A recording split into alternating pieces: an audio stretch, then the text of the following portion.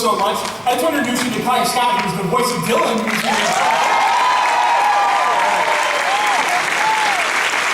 you so much. If you enjoyed it, please, I hope you will talk about it, tweet about it, and all that stuff. And if you did, just keep it to yourself, because nobody needs your negativity. We have plenty of time. So, we'll do a quick Q&A, ask you a couple questions. Kai, what's it like playing artificial intelligence? Yes, I did. I loved playing in artificial intelligence.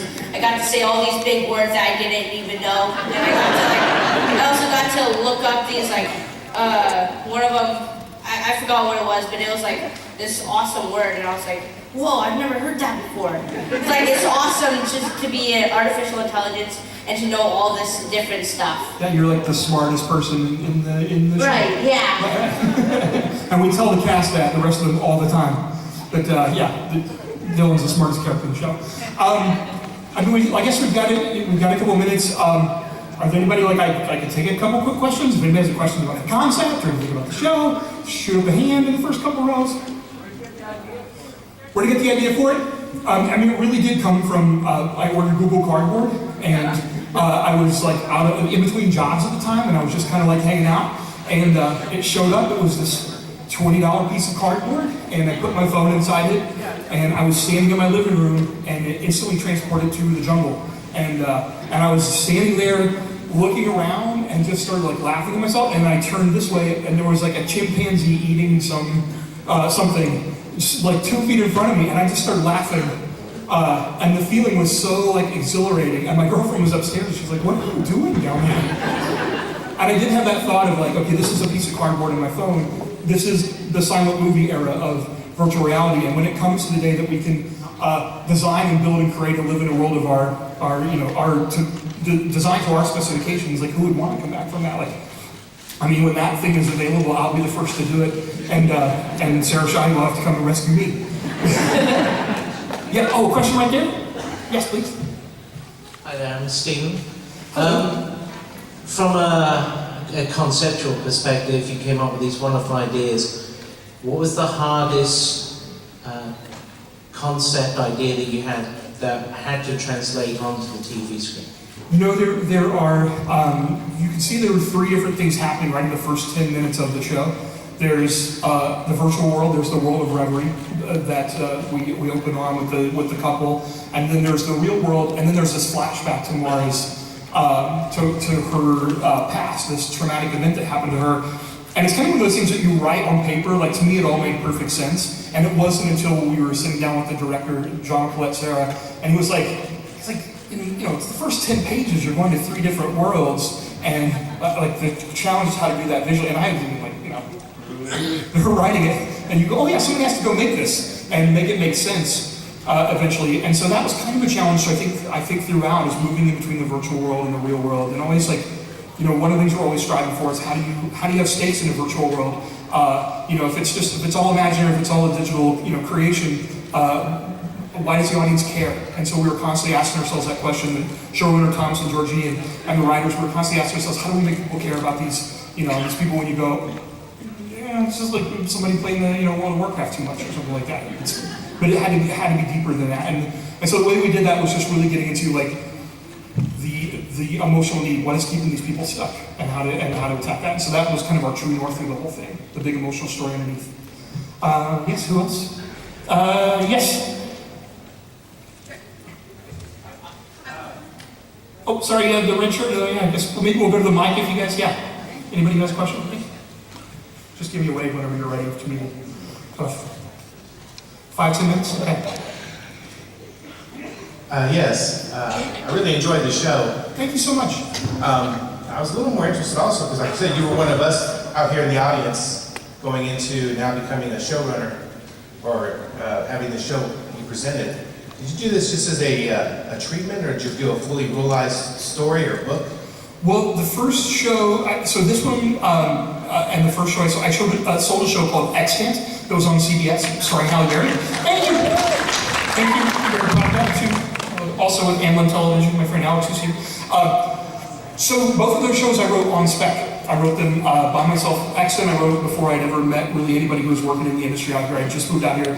I was living in Santa Ana at the time, and doing like, yeah, Santa Ana,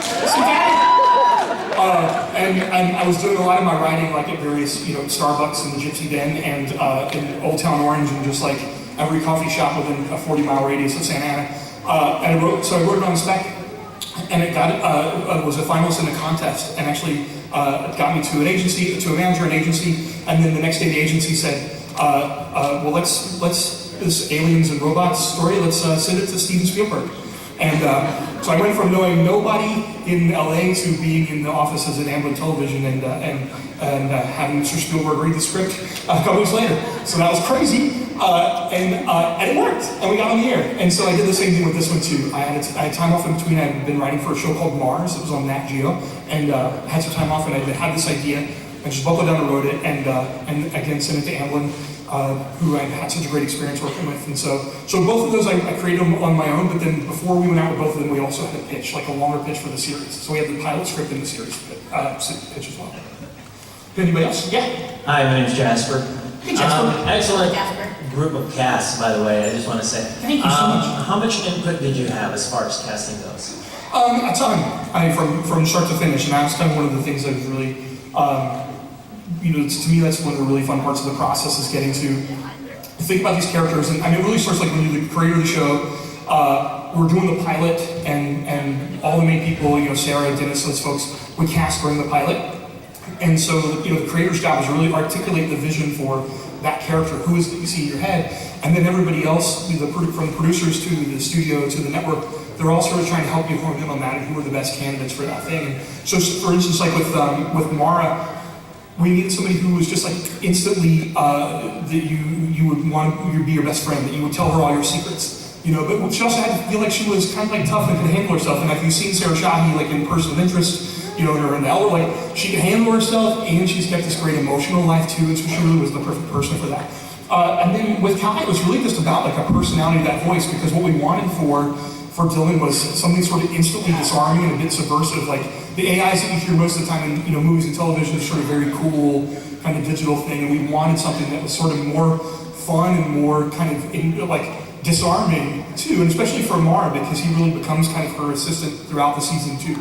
So, yeah. And what did you have to do for your audition? Can we ask you? Well, for the pilot, we actually used, most of those lines were from my audition. I taped that home, and they used those lines inside the pilot, so that was cool.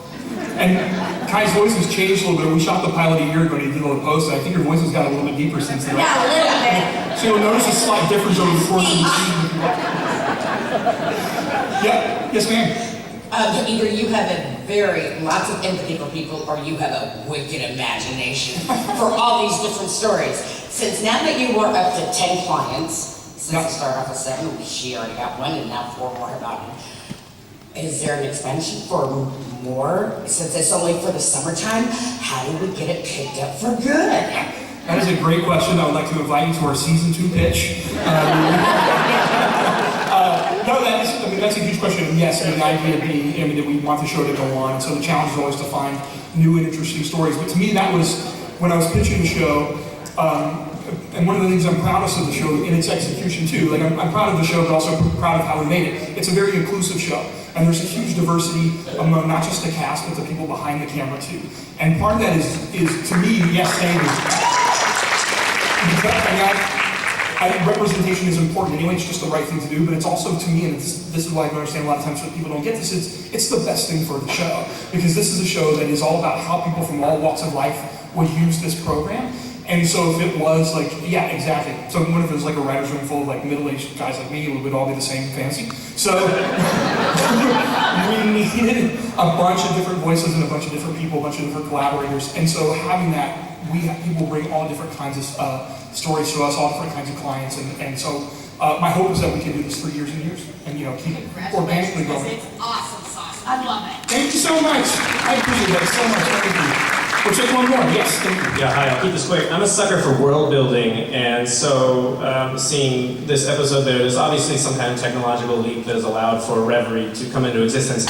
how much of your vision of the future has been written into this, and is there any, in the real world, is the show going to portray what you think is going to be the state of technology near term, I guess? You know, I tend to take my inspiration from a lot of stuff. Thanks for the question. I tend to take my inspiration from a lot of the stuff that's happening now. Like I'm pretty much an obsessive reader of Wired and Dig and Reddit and all these, like constantly taking in what is out there currently and where it's headed.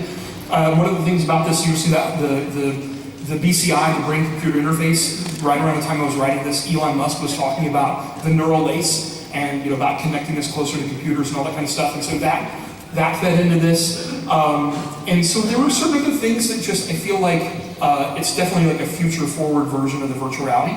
But to me, a part of the pitch was that we're really living in this world today, like, because of Instagram and Facebook and Twitter, like we really are living this like ideal digital version of ourselves. And so to me, the more important thing to me was that it paralleled that in a cool and interesting way. Like I think we're all tired of people lecturing us. I'm an optimist about technology, so I didn't want to stand up here and say that technology is bad. But I did want to layer that thing in, which is the dangers of that, and that it's a great tool to have, but it's also but it's also, we have to remember the human connection in that. And so to me, it wasn't just the future forward sort of world building stuff, it was the current themes that kind of drove me the most. And I think that's it. So thank you guys so much. Again, really appreciate it on behalf of NBC and Universal Television, the showrunner, myself, the cast. Thank you guys so much for watching us. Please, I hope to see you again soon. Thank you. And I'm wearing a casting for a t-shirt, and I brought a couple, and I'm going to hand out somewhere along the way. Thank you.